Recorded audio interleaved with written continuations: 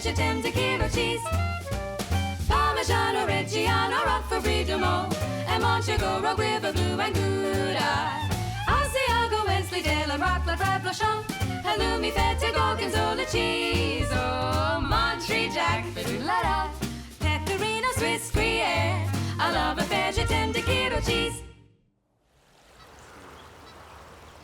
The province of British Columbia has been well known for its stunningly beautiful mountains, rivers and coastline for at least 150 years. But it's only in recent times that this unique region of Canada has developed a reputation for its food culture. And that, of course, includes artisan cheese.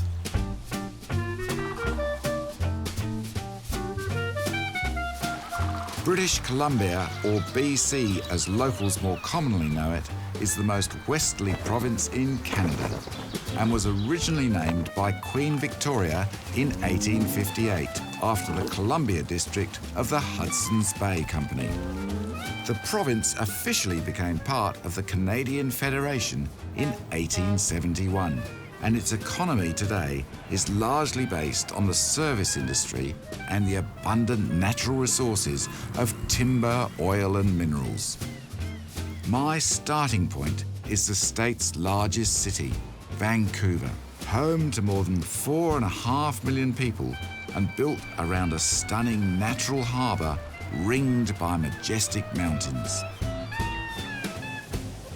Early on my first morning in town, I headed off to meet the ferry at Horseshoe Bay to take me to Vancouver Island on Canada's far west coast. The mild climate and location of this beautiful island is a favourite for international tourists and Vancouver locals who want to escape the city and enjoy the great outdoors. All the things you give me, it's time to say goodbye. In 1999, the enterprising Gourlay family returned here from Switzerland, where they'd been living for a few years, and decided they wanted to create a working farm and cheese dairy. We were looking for coastal area, a lot of moisture, cooler, grows great grass and easy on the cows. It's sort of isolated unto itself. It's an island, and islanders are loyal to their own. Do you want me to get this? Sure, thank you. Clark explained that all the milk for cheese making comes from his small mixed herd of Holstein, Ayrshire, Brown Swiss and Canadian dairy cows. In spring, they graze on fresh grass from the property, and in winter, their feed is supplemented. When we first started, we had hardly 2 nickels to rub together, and we needed to buy some more cows, so we offered to let our customers buy the cows for us. And so they would give us $2,000. We'd go out and buy a cow in their name, and then we promised to look after it and milk it. And a cow has a calf every year, so we sell the calf and give the proceeds to the owner. Wow, so they get return on their money too? Yeah, and we keep the cow. Wow, that's a good deal. So we're babysitting most of these cows. They're not actually ours. Yeah. Being open to the public means there are plenty of other animals at Morningstar Farm, and also a small shop that sells their cheeses and other farm-made products. The cheese making all happens in the dairy next door, and it's clear that a lot of care and planning goes into making them. So I was very keen to try some, along with their unique homemade berry wine. It really is wine, unless it's morning and then it's fruit juice, but it's about 10% alcohol. Yeah? We actually have a cranberry wine as well, which is even more tart. Okay. So that's our Rath River. Yeah. That's a raw milk cheese. We age it for about a year. It's washed for 3 or 4 months before it's packaged. Well, this is my favourite, Rath Trevor. That's really, really tasty. No extras, just pure raw milk, just a real Providence. Yep. Yeah, yep, really nice. Thank you. Cheers, thank you for joining us on the farm. It's been a pleasure. Having successfully downed my first taste of berry wine and plenty of good cheese at Little Qualicum, my next destination required a flight via seaplane, so I headed back to the city and down to the main harbour to meet my pilot.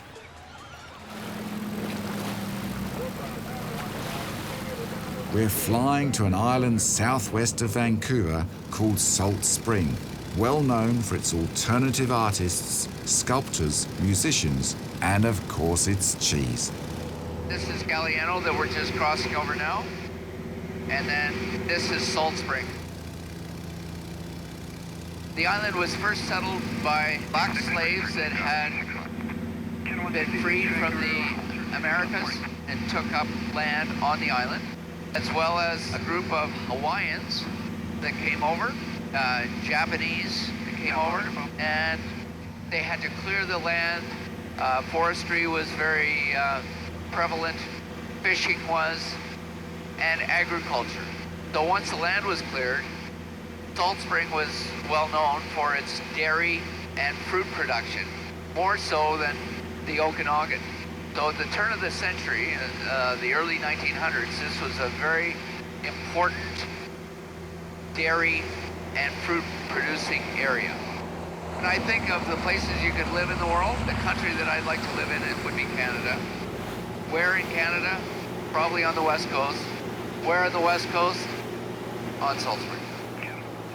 The two dairies that I've come to visit sell their cheese at the popular local markets held each Saturday from Easter weekend to late October. So I decided to see if I could meet the producers and taste some cheese before heading to the farms. Hey, you must be David. And you must I'm be Will. Yeah, Well, how do you do? Very well, thank you. And you? Great, this looks fantastic. Well, it is fantastic. This is your famous Montana. Yeah, it is. We had I've that been hearing all about this. No, I'd love to have a taste. before. All right. David Wood is the owner of Salt Spring Island Cheese. And after sampling some of the dairy's delectable cheeses, I organised to meet him later on the property where he promised to cook me something unusual using his cheese. In the meantime, I'd arranged to visit the Moonstruck Organic Cheese Dairy, and after a quick visit to their stall, I headed off to the farm a few miles up the road. What makes Moonstruck Organic Cheese unique is the dedication of Julia and Susan Grace, who've been producing organic cheese here since 1998. So, tell me about these cows. How many have you got? I've got just over 20. I have 18 milking, so they're giving us a lot of milk every day, and it's just a lovely, lovely cow to make cheese out of. It's a sweet milk, and Julia makes a lot of blue cheeses. And, you know, the sharpness of the blue plus the sweetness of the milk is really just makes an exceptional blue. And the mouthfeel of the cheese is very nice, too. Okay. Creamy. Well, let's go and have a look. Yep. Yeah. Scooping time. Scooping time. At Moonstruck, Susan looks after the cows and manages the farm, and Julia is the cheesemaker. This cheese is White Grace, the first cheese that I ever made. It's an English-style peasant cheese. It spends a long time in the vat, no heating, no pressing, just a lot of stirring and gentle handling, draining. Presses under its own weight for 2 days. We scrape it. Right. And this curd here looks beautiful. So that's raw milk. This is raw milk. Right. And with Jersey milk, Jersey has the cream top, comes to the top of the milk. It does that because it's a very large fat globule. It's a really, really easy thing to smash. Then you end up with rancidity, and so this kind of milk and this kind of, it just doesn't lend itself very well to industrial cheese making. It needs this careful, careful, careful handling. Moonstruck are particularly well known for their range of blue cheeses, so I asked Julia if I could try one. Still smells beautifully sweet. And it has a lot of acidity, this cheese. I sell a tremendous amount of it to winemakers because it pairs with virtually any wine. You're right, it is acid, but it's also really creamy. It's delicious, really lovely. Thank you.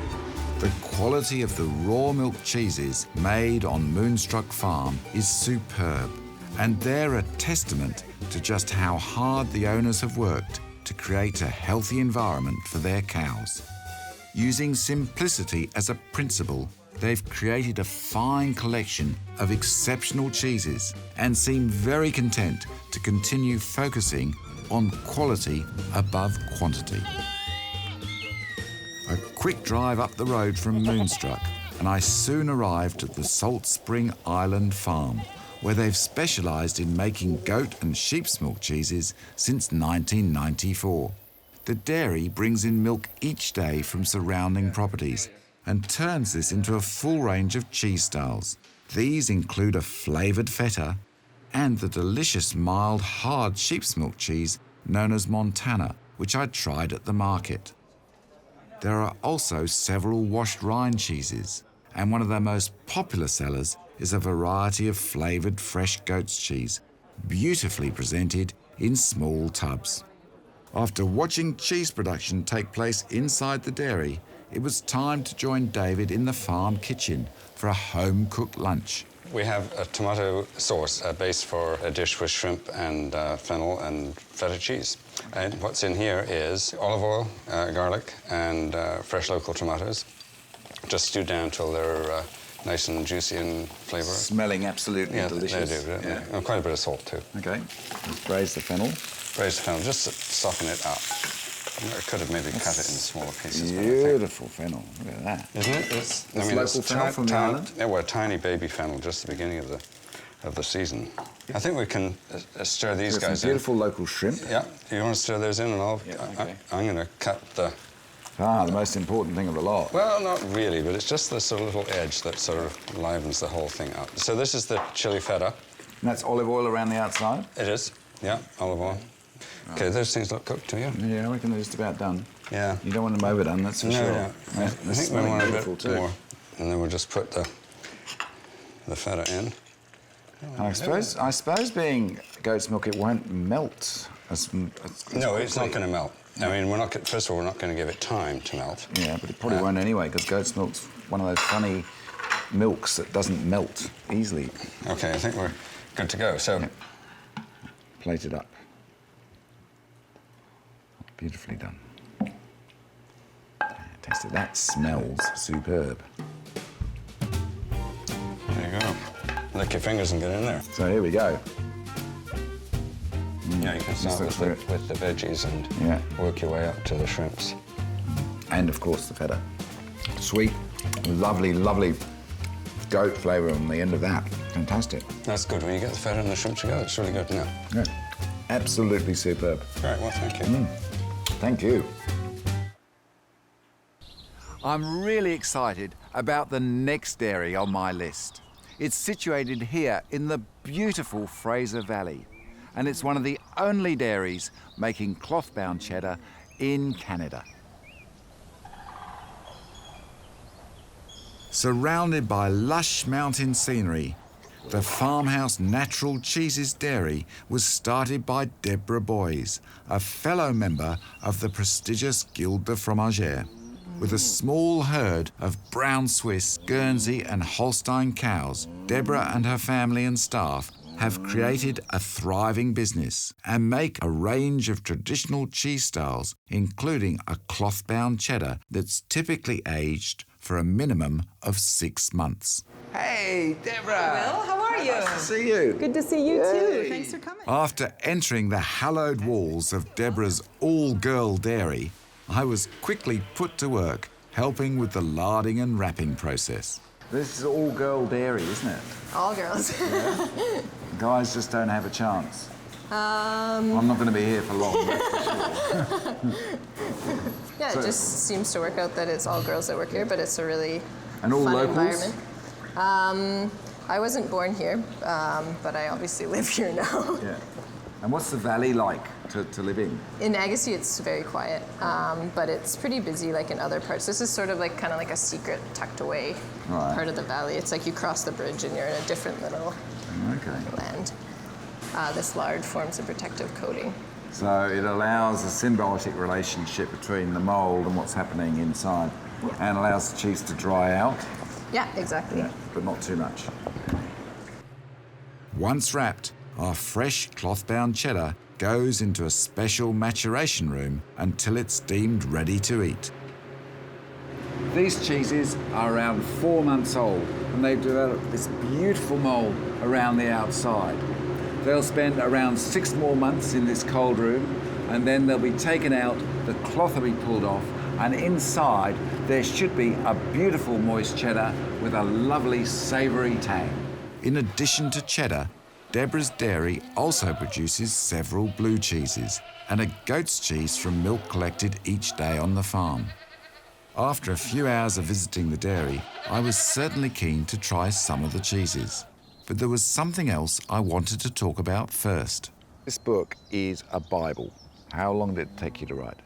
This book I started in 2008 doing research, visiting cheesemakers around the world, wherever I could, and it came out in 2009, so it took a year. It's a brilliant, brilliant book. Thank you. Anyone who wants to make cheese or understand how cheese is made, absolutely brilliant, and I've got to have a copy. Well, you can have one. So now we've got some of your fantastic cloth-bound cheddar, which I've seen in your caves.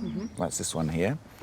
Is this whole milk? That's, we actually, depending on the fat content of the milk, we standardize the milk. That is, we take out a little bit of cream.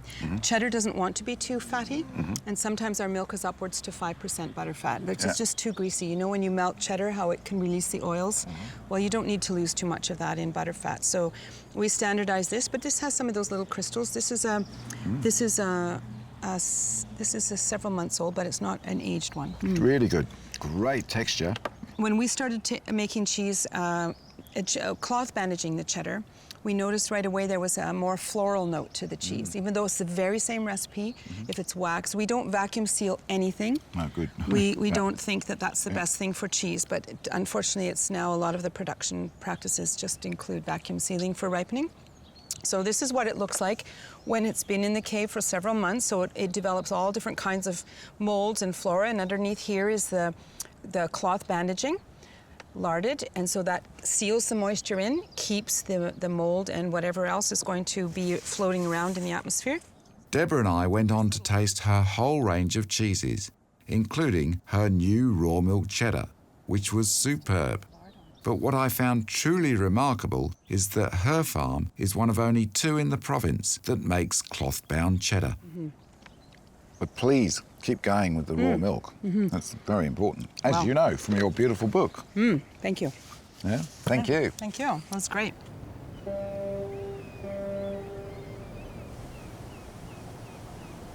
Travelling due east from the Fraser Valley through some of the state's stunning scenery, I made my way towards the Kootenay region, not far from the Idaho border and the site of my last dairy.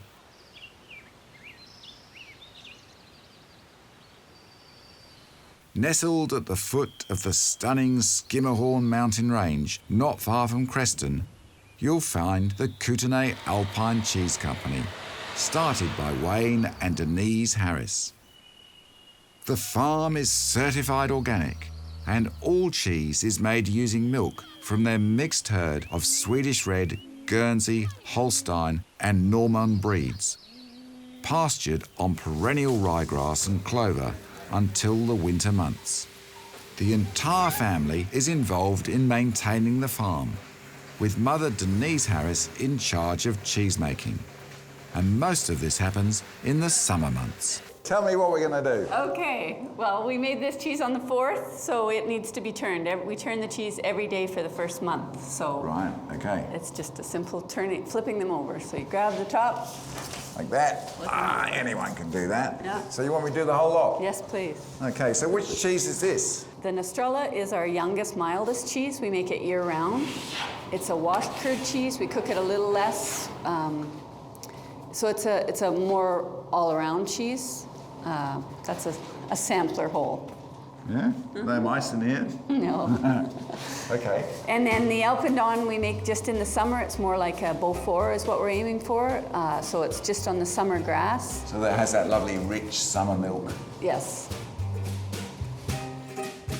For Denise, each day begins at 4 a.m. with cheese making and ends at 6 p.m. with the milking of the cows, making her average working day over 14 hours. And it's clear to me that her passion and dedication and attention to detail are a driving force in the success of this farm. There we go, nearly finished this lot.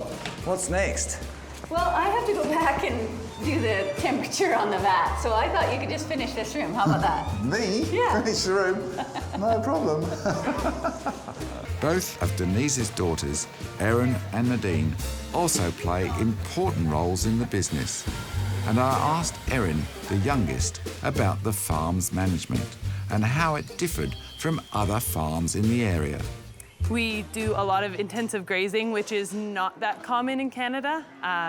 My mum actually has family in New Zealand, and that's where we got onto grazing and the way we graze. We feed a lot less grain than most dairies. We're at about 10 pounds per head per day, whereas most dairies are closer to probably 20. And basically now, especially while they've been building and things, I've been doing most of the field and crop planning and all the organic certification and things, getting all that lined up and our paperwork filled out. My final task was to sit down with the oldest sister, Nadine, who looks after sales and marketing, to sample the farm's Nostrala and Alpindon cheeses. That's really lovely. And is that your most successful cheese? These are actually very equally successful, it seems. So they have different appeals. The Nostrala melts really nicely. A lot of nice restaurants are using it for raclette and fondue and things like that. And it seems to be the crowd pleaser. It's not too robust, so it's a good introductory cheese for palates that aren't as accustomed, whereas the Alpindon is more robust of the two and is really the hit with our specialty cheese shops. Oh, let's give it a try, that one. Yeah. And a lot of our European consumers. Yeah. It is more modeled after French Alpine styles, so closer to like a Beaufort or Comté.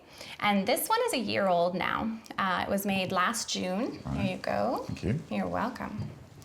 And the Alpindon is my favorite personally. It's a bit of a unique story in that, like Alpine styles in Europe, that are traditionally only made when the cows are on fresh pastures in the Alpine, we only make this one in the summer months.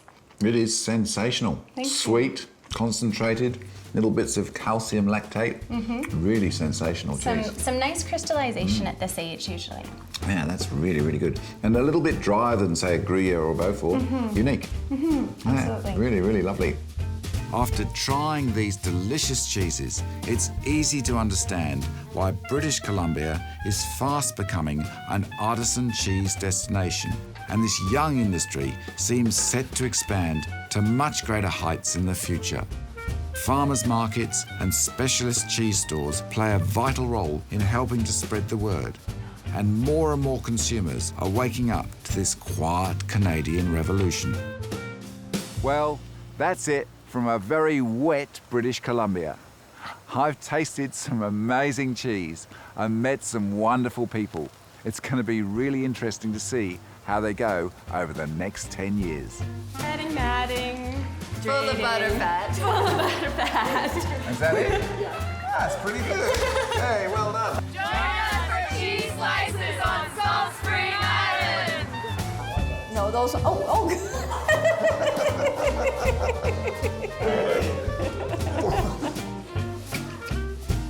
Join us for cheese slices as good as